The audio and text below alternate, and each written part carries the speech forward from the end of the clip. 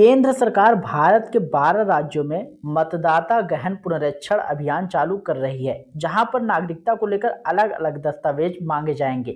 यहां पर सबसे ज्यादा जो परेशान होते हैं वे हैं आपका मुस्लिम समुदाय के लोग। भारत में जब भी इस तरह का नियम लागू होता है, चाहे वो एनआरसी हो, चाहे वो सीएए हो या फिर कोई अन्य नागरिकता संशोधन अधिनियम, वहां पर विशेषकर एक समुदाय को टारगेट किया जाता है और वह है मुस्लिम समुदाय। लेकिन ऐसा बिल्कुल नहीं है कि जब भी सरकार कोई नियम लाती है तो किसी एक समुदाय पर ही फोकस होता है। सरकार का ऐसा कोई इरादा नहीं होता, लेकिन सबसे ज़्यादा जो परेशानियों का सामना करना पड़ता है वो है मुस्लिम समुदाय को करना पड़ता है। तो कैसे आप इन सारी परेशानियों से बच सकते हैं, आज के इस वीडियो में हम आपके लिए सारी जानकारी लेकर आए हैं। वीडियो को अंत तक जरूर देखिएगा, किसी भी पार्ट को मत मिस करिएगा। सारी जानकारी यहीं से मिलने वाली है, तो इसलिए वीडियो को एंड तक जरूर देखिएगा। नमस्कार दोस्तों, स्वागत है आपका जौनपुरिया जी के चैनल पर। आज हम बात करने जा रहे हैं भारत के 12 राज्यों की, जहां पर लोगों को अलग अलग दस्तावेजों यानी कि डॉक्यूमेंट्स को लेकर परेशानी का सामना करना पड़ सकता है।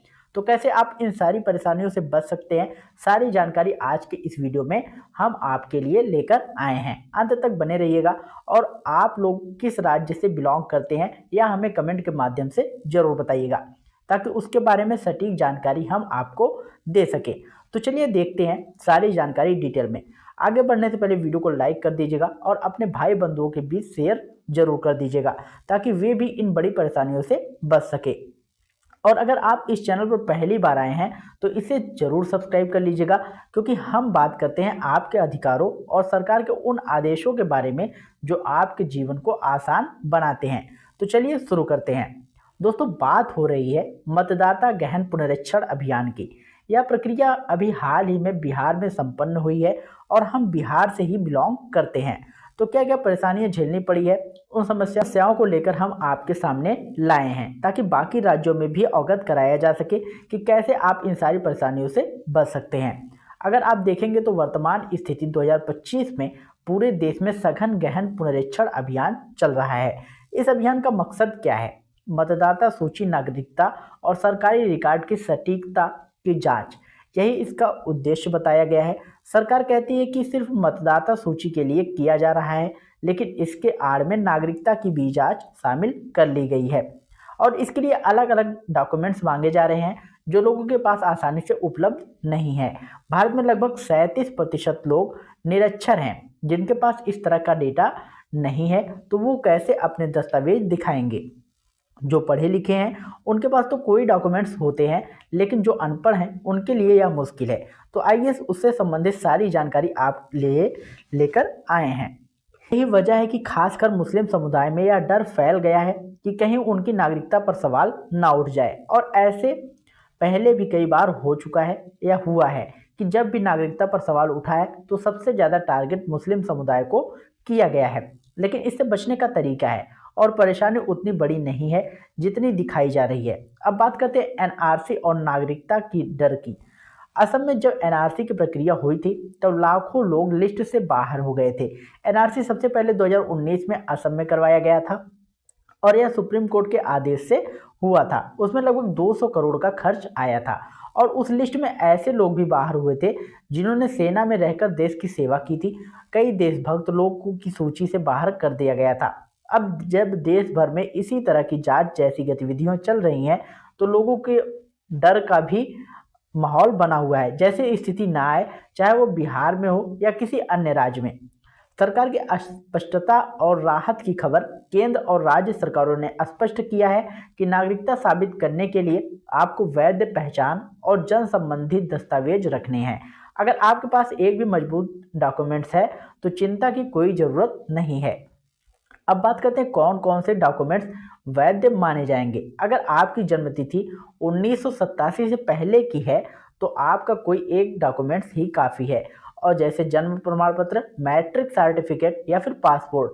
माता पिता के डॉक्यूमेंट्स देने की ज़रूरत नहीं है, आप इनमें से कोई भी एक दे सकते हैं। और अगर आपके पास जन्म प्रमाण पत्र नहीं है तो उसे बनवाना बहुत आसान है, इसके लिए हमने अलग से वीडियो भी बनाया है। सर्टिफाइड 75 साल के व्यक्ति को भी जन्म प्रमाण पत्र बनवा सकते हैं। अब बात करते हैं 1987 से 2004 के बीच जन्मे लोगों को। इस वर्ग में अपने साथ माता पिता के किसी एक डॉक्यूमेंट्स को देना आवश्यक है, यानी अपना तो देना ही है, साथ में माँ या फिर पिता किसी एक का डॉक्यूमेंट्स देना होगा। आप इनमें से कोई भी डॉक्यूमेंट्स दे सकते हैं, वोटर आईडी कार्ड, जन्म प्रमाण पत्र, पासपोर्ट, सरकारी नौकरी से जुड़ा डॉक्यूमेंट्स या फिर जमीन से संबंधित डॉक्यूमेंट्स जैसे खतियान, रसीद, वनमान आदि। अगर माता पिता नहीं है तो पुराने डॉक्यूमेंट्स नहीं मिल रहे हैं तो कोर्ट में एक एफिडेविट बनवाकर जमा कर सकते हैं, वह भी पूरी तरह मान्य होगा।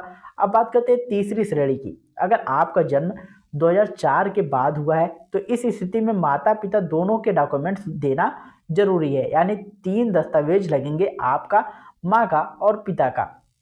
इसके लिए आप जन्म प्रमाण पत्र, आधार कार्ड, राशन कार्ड आदि दे सकते हैं। अगर कहीं कोई भ्रम या दिक्कत है तो आप कमेंट में हमें जरूर बताइएगा, सारी जानकारी आपको दी जाएगी। अब जानते हैं कि ये सारे डॉक्यूमेंट्स आप कहाँ से बनवा सकते हैं।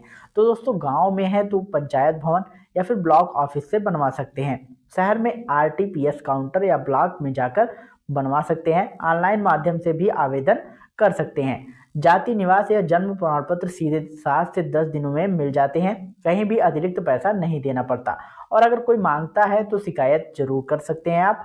अगर आप चाहते हैं कि दस्तावेज तुरंत मिले तो ब्लॉक ऑफिस में जाकर अर्जेंट के रूप में आवेदन करें, वह वहीं साइन करवाकर आपको दे देगा। ऑनलाइन आवेदन करने पर लगभग 7 दिन बाद डाउनलोड कर सकते हैं। अगर माता पिता नहीं है या पुराने रिकॉर्ड नहीं है तो कोर्ट में जाकर एफिडेविट बनवाएं और उसमें लिखें कि हम भारत के नागरिक हैं और हमारे सभी डॉक्यूमेंट्स सत्य हैं। साथ में सपोर्टिंग डॉक्यूमेंट्स, जमीन का कागज, जाति प्रमाण पत्र, निवास प्रमाण पत्र आदि लगाएं। यह कानूनी रूप से पूरी तरह मान्य है, इसलिए घबराने की कोई ज़रूरत नहीं है। यह जो अभियान चल रहा है इसका उद्देश्य है नागरिकता छीनना नहीं बल्कि रिकॉर्ड अपडेट करना। लोगों को भ्रमित किया जा रहा है, लेकिन सच्चाई यही है कि एक प्रशासनिक प्रक्रिया है। अगर आपको किसी तरह की परेशानी आती है तो कमेंट में बताइए, हम आपको सही जानकारी देंगे और हमारी टीम आपके सारे सवालों का सही निष्कर्ष निकालेगी। अगर अभी तक इस वीडियो को लाइक नहीं किया है तो लाइक करें, शेयर करें और चैनल को सब्सक्राइब जरूर करें, क्योंकि हम ऐसे ही आपके अधिकारों, सरकारी योजनाओं और नियमों से जुड़ी हर जानकारी को लाते रहते हैं ताकि आप किसी भी योजना से वंचित ना रहें। और अधिक जानकारी के लिए आप हमारे टेलीग्राम चैनल से जुड़ सकते हैं। टेलीग्राम चैनल का लिंक जो है हमने डिस्क्रिप्शन में दे रखा है, तो जाइए आप लोग फटाफट ज्वाइन होइए। मिलते हैं नई वीडियो में नई अपडेट के साथ, तब तक के लिए जय हिंद, जय भारत।